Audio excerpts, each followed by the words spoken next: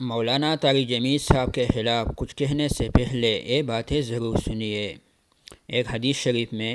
عبداللہ ابن مسعود رضی اللہ تعالیٰ عنہ سے روایت ہے کہ سباب المسلم فسوق و قتالہ کفر، یعنی نبی کریم صلی اللہ علیہ وسلم نے فرمایا مسلمان کو گالی دینا فسق اور اس سے لڑنا کفر ہے۔ یہ حکم ایک عام مسلمان کو گالی دینے والوں کے لیے ہے، اور آج کل لوگ مولانا طارق جمیل صاحب کے خلاف گالی دیتے ہیں، جو کہ ایک بہت بڑا گناہ ہے،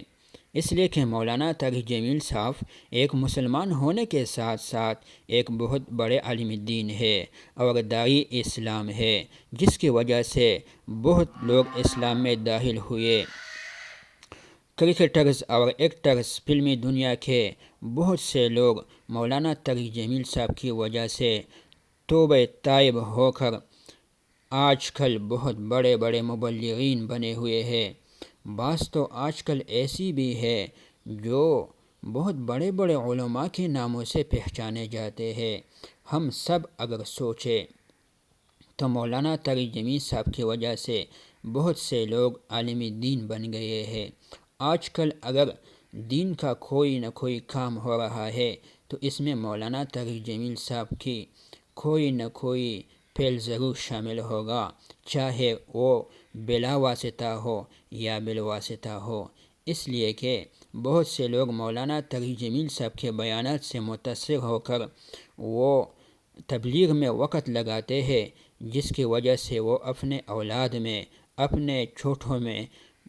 لوگوں کو مدرسے بھجواتا ہے، جس سے علماء بنتے ہیں، جس سے حفاظ بنتے ہیں۔ وہ جب فارغ ہوتے ہیں تو وہ اپنے مدرسے بناتے ہیں، اپنے مساجد میں بچوں کو پڑھاتے ہیں، قرآن سکھاتے ہیں، کتابیں پڑھاتے ہیں۔ یہ ایک بہت بڑا سلسلہ جو آج کل جاری ہے۔ تو ایسا نہیں ہے کہ یہ سب طارق جمیل صاحب نے بنایا ہے، لیکن اکثر میں مولانا طارق جمیل صاحب کی سبب اور وجہ وہ ضرور شامل ہوگا، چاہے وہ بالواسطہ ہو یا بلا واسطہ ہو، لہٰذا اس شخص کو گالی